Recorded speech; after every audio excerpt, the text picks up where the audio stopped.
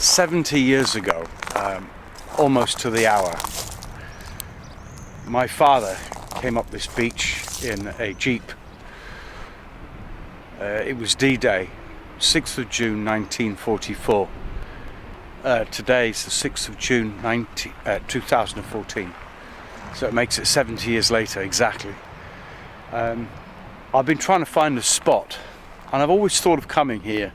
I've been trying to find the exact spot where he came ashore. I knew it was Lyon-sur-Mer, which is where we are. This is Sword Beach. It's a humongous beach. It's massive. It goes right back.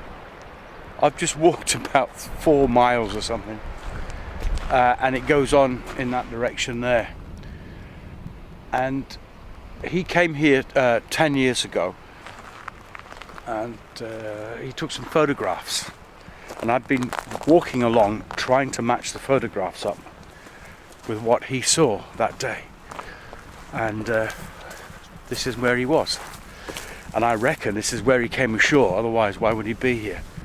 We've got this picture here, which is of the villa there behind, which is dated 1880s. So that has to have been there at the time. And then the building next door, which is that one there. So I think I found where my dad came ashore back in 1944. I thought I'd make a documentary about this and sort of film all the things that were going on, but it hasn't turned out that way. Down the other end of the beach, which is about, I don't know, 3 miles away, there's the Queen and I think President Obama and all kind of dignitaries, and there's lots of ceremonies and things like that, and that's not what I'm here for.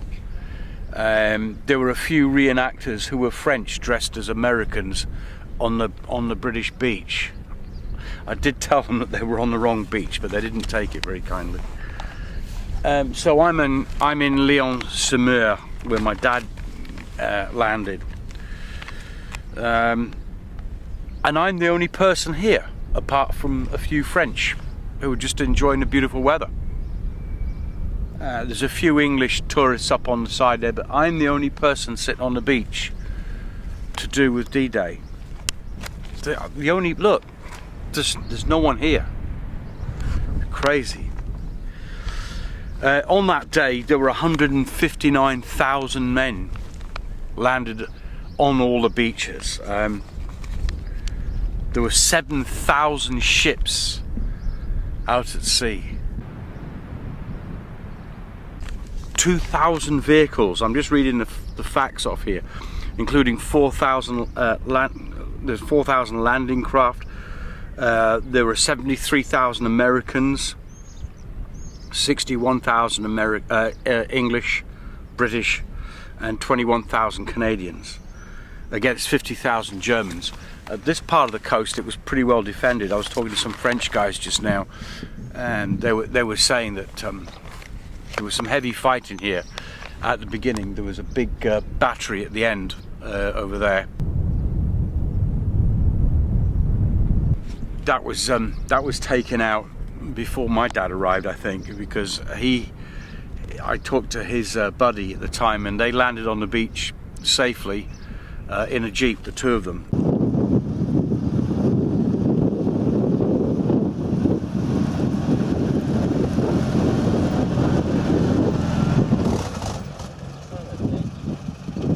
And they got ashore without any problems. But by the end of the day, there were 4,500 people dead. 1,641 of them British. So it's hard to imagine. It's hard to imagine. But this whole beach was just full of soldiers. The whole beach, miles of it. And out to sea, battleships firing shells ashore. the Germans firing back with emplacements all along the beach up here. It must have been horrific.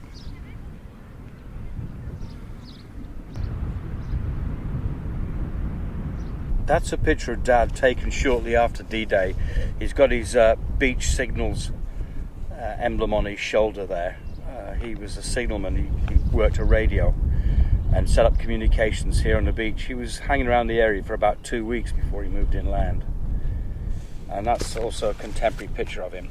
And you notice around his feet, around his ankles, he's got what they call gaiters. And that would have been what he wore when he came ashore here. And I have those gaiters. The last time these saw this beach, it was 70 years ago. He wore these when he came up this beach. And he went up there, and he drove up there as part of the D-Day invasion.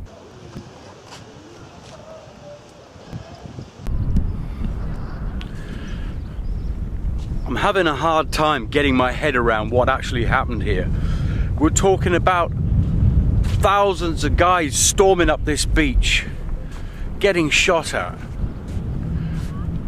Most of them never talked about it. My dad never talked about it. He wasn't in the first wave. He landed at 11:45 or thereabouts on D-Day, which it is today. It's 11:45, so we're D-Day plus 70 years, exactly. And this is exactly where he landed, right here. As far as I understand, this is exactly where he landed. He was certainly here 10 years ago when he came back. And he cried on this beach. My dad never cried. His mate Jim Beresford was with him on that day 70 years ago. They drove off a landing craft here behind me in a jeep that was waterproofed, so it could go through the sea to a certain extent anyway. It had radio gear on board. They were both signalmen, Royal Chorus Signals. Their job was to set up a communications network, communicating with the land forces and the ships out at sea. I've heard from one of the French guys here that communications were knocked out by the Germans, so I guess Dad and his mate Jim were welcome here, bringing a fresh radio in. They went up there and they turned right, apparently. On the headland over there was a big battery, big German battery, which I think had been knocked out before they arrived because it caused mayhem on this beach and killed a lot of people. A bit further inland there was another gun, again killed a lot of people, which is now a campsite, which I'm going to stay in tonight if they've got any room. But it's just strange. Everything's happening up that end of the beach. All the so-called important people and politicians. There's been a few French school children singing some songs earlier on around one of the monuments. People just walking past. As far as I know, I'm the only person on this beach that has anything to do with D-Day. Certainly all the people I've met have no direct connection with D-Day. Years have gone past, I guess. I mean, I'm the son of a D-Day veteran. Of course, my dad is now dead a year ago, so there's not many of them left. And really, it's 2 generations on. And it has less meaning as years go by for more and more people. But what happened here on this beach, and the other beaches down here, and the American sector down at the other end there, was pivotal in forming the Europe that we know today. It ended, it was the beginning of the end of the fascist regime in Europe, the Nazis. It was ordinary men like my father, who was nothing more than a boy really, who did it. Very brave.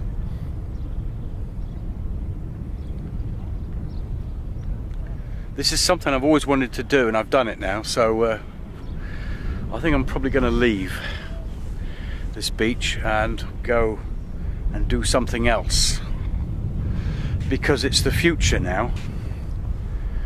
There are children and families walking along the front up here who have no idea what happened here 70 years ago.